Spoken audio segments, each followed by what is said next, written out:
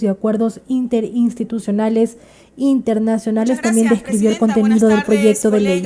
En el uso de la palabra, en este momento, la asambleísta Esther Cuesta. Un abrazo especial a mis hermanos migrantes que se encuentran en este momento en distintos rincones del país, expulsados de gobiernos neoliberales que nos han vuelto nuevamente a la migración cada vez más riesgosa. Desde 1830 que el Ecuador no cuenta con una ley que regule el proceso de manera clara de suscripción, adhesión, ratificación, terminación y denuncia de tratados internacionales, que finalmente puede establecer un orden legal, procedimental e institucional que impida que las autoridades hagan lo que les dé la gana, como también pasó con el CIAD. 192 años han pasado para que podamos debatir este proyecto de ley orgánica de tratados y acuerdos interinstitucionales internacionales. Y debo decir que ha sido muy pertinente las reformas que se hicieron, Presidenta, en el periodo legislativo anterior, en el 2020, que entraron en vigor en esta nueva legislatura, sobre la división de las comisiones, porque antes la Comisión de Relaciones Internacionales tenía soberanía, integración regional y seguridad, y no se pudo debatir y aprobar este proyecto de ley. Hoy, que solamente la Comisión de Relaciones Internacionales y Movilidad Humana tiene dos temas específicos, felicito a los comisionados que se ha podido tratar este proyecto de ley. Este proyecto de ley lo que hace es, como decía, normar un procedimiento de la suscripción de tratados y con ello también generar responsabilidades del Estado respecto al cumplimiento de obligaciones, particularmente en materia de derechos humanos, porque sabemos que los tratados más importantes del sistema internacional y de hecho la base sobre la cual las democracias y los países interrelacionan es precisamente los tratados en derechos humanos, lo que constituye un mandato, una guía para que las autoridades en el ejercicio de sus funciones en busca del bien común desarrollen todas las acciones, planes, programas y recursos y presupuesto a favor de las personas, los pueblos y sus derechos, no sus bolsillos. Quiero recordar aquí el artículo 424, inciso segundo, que establece que la Constitución y los tratados internacionales de derechos humanos ratificados por el Estado que reconozcan derechos más favorables a los contenidos en la Constitución prevalecerán sobre cualquier otra norma jurídica o acto del poder público. Y que aquí me quiero referir en esto, colegas asambleístas, precisamente por la serie de tratados internacionales que ha suscrito, ratificado el Ecuador. Generalmente ha sido uno de los primeros países en el sistema internacional de firmar tratados de derechos humanos, cuando lo que sabemos es que muchas veces el Estado ecuatoriano ha incumplido los propios compromisos que ha adquirido en estos tratados internacionales. Y para aquello lo que hemos visto es que sin justicia no tenemos una verdadera democracia. La justicia, el sistema de justicia es un elemento sine qua non de toda democracia.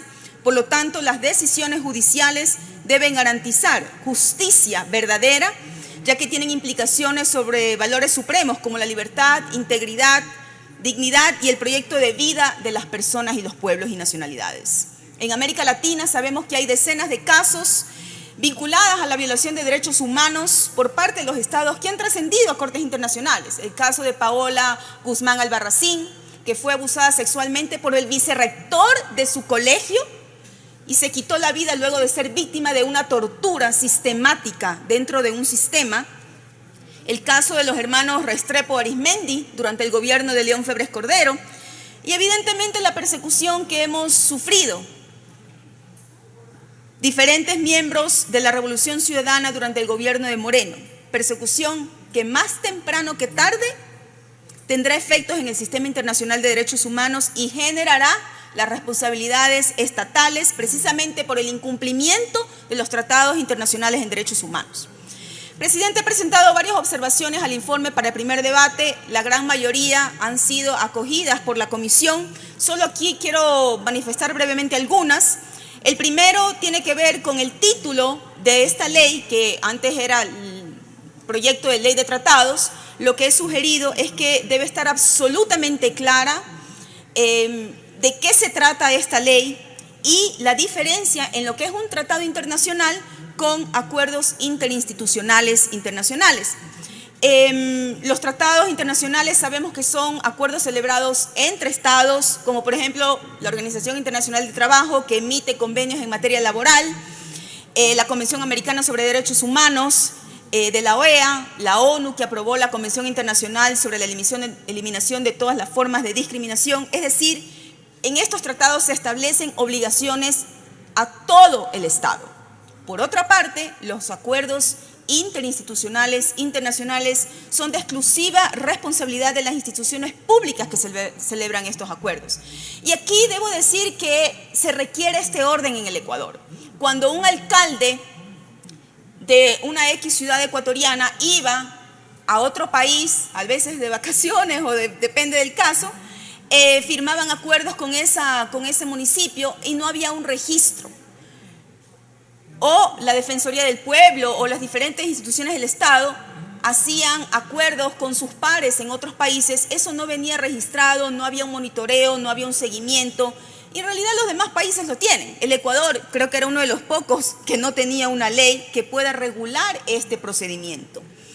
Por lo tanto, sí considero, y esto lo ha acogido la Comisión, que los acuerdos interinstitucionales internacionales entre una alcaldía de Ecuador con una alcaldía de otro país, entre una diferente institución del Ecuador con su par en otro país, deben registrarse en el Ministerio de Relaciones Exteriores y Movilidad Humana con el fin de contar una base de información relevante. Y sugeriría aquí que esa información deba ser pública, que no espere la Cancillería que un asambleísta o un ciudadano haga un pedido de información para que se demoren, si estamos de suerte, 10 días, pero sí, a lo mejor sí sería muy importante como parte de la transparencia en el servicio público que pueda hacer esta información pública.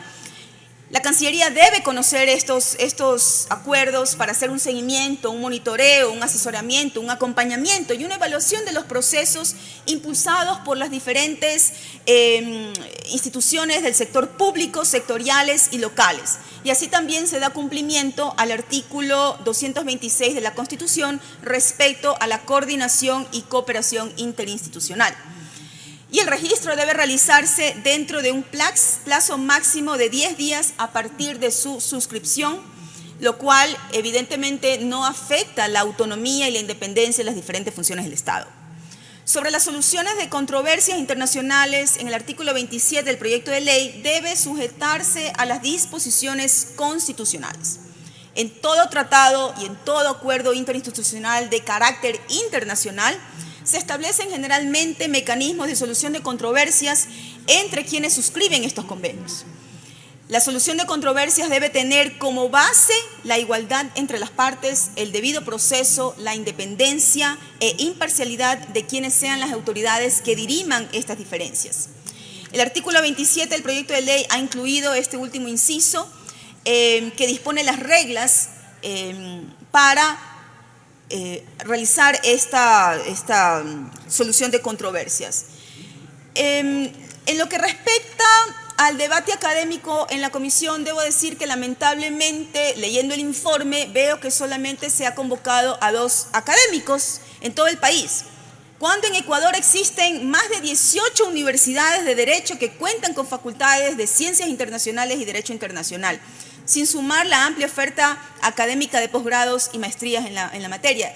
Sí hubiera sido deseable que la comisión pueda obtener los aportes de académicos, investigadores que han dedicado su vida en las relaciones internacionales y ojalá en los próximos temas que debata la comisión se pueda también contar con los insumos de la academia. Por lo tanto, sí nos llama la atención que esto no se amplió el debate debido a la relevancia del tema que tiene. En cuanto a la facultad del presidente de la República, quisiera solicitar a la ponente del proyecto de ley, a la ponente del informe, que se revise gentilmente los artículos 7, 8, 9, 10 y 11 del capítulo 1, referente a la representación para celebrar tratados internacionales. ¿Con qué fin? con el fin de que quede absolutamente claro que el presidente de la República es la única autoridad que tiene la facultad de suscribir tratados internacionales, delegar, autorizar y ratificar su suscripción conforme lo establece la Constitución. Que no venga después por ahí un canciller, un embajador que diga, ay, yo firmé el CIADI, yo firmé tal acuerdo con la autorización del presidente que me llamó por teléfono. Debe haber plenos poderes en el cual el presidente de la República delegue al canciller, al embajador, representante en ese país, para que asuma un compromiso por parte del Estado ecuatoriano.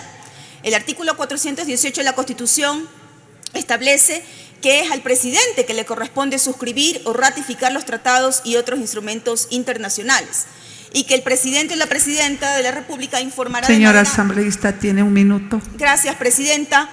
Por lo tanto, debe estar muy claro los plenos poderes que se entregue al canciller o al embajador. En cuanto a la soberanía jurídica del país, colegas asambleístas, creo que debe estar absolutamente claro también cuáles son los tratados internacionales que se pueden suscribir por parte del Ecuador y cuáles no deben celebrarse de acuerdo a la Constitución de la República. Ya vivimos el CIADI, colegas asambleístas. La Constitución, el artículo 422, es absolutamente claro, y no obstante la Constitución, por ahí algunos han tenido que regresar a la escuela para aprender a leer la Constitución. Por lo tanto, ustedes dirán, si ya está en la Constitución, ¿para qué lo vamos a repetir en la ley? Bueno, precisamente porque aún estando en la Constitución, se viola la Constitución por parte de diferentes funcionarios del Estado. Por lo tanto, es absolutamente necesario que digamos, el cuándo se debe celebrar acuerdos internacionales, tratados internacionales y cuándo no, de acuerdo a la Constitución, debe estar claramente establecido en esta ley. Por lo tanto, sugiero que la comisión revise estos artículos mencionados y quede desarrollada de manera clara, porque aún estando en la Constitución, lo que hemos visto es que la Corte Constitucional, el presidente de la República, el Procurador General del Estado y otras autoridades ni siquiera pudieron respetar el artículo 419 y 422 de la República, cuando el gobierno del señor Lasso suscribió, ratificó el CIADI e hicieron caso omiso a las atribuciones constitucionales de la Asamblea Nacional, que debió pasar por esta asamblea previo a la ratificación. Así que, colegas asambleístas, sugiero que esto se pueda revisar en la comisión y se mejore este informe. Por lo tanto, ya sabemos que la Corte Constitucional admitió a trámite la acción pública de inconstitucionalidad por la suscripción y ratificación del CIADI que presentamos la bancada UNES en defensa de la soberanía del pueblo ecuatoriano. Por lo tanto, para que no quede ninguna duda, para los lectores, esto debe constar en este proyecto de ley. Finalmente, este proyecto de ley se enmarca en la Convención de Viena sobre los Derechos de los Tratados de 1969, por lo tanto permite ordenar lo que había de manera desorganizada por parte de las diferentes instituciones del Estado. Por lo tanto, con estas correcciones que se puedan hacer el informe, ojalá lo podamos aprobar. Gracias, presidenta. De esta manera concluye la intervención de la asambleísta Esther Cuesta.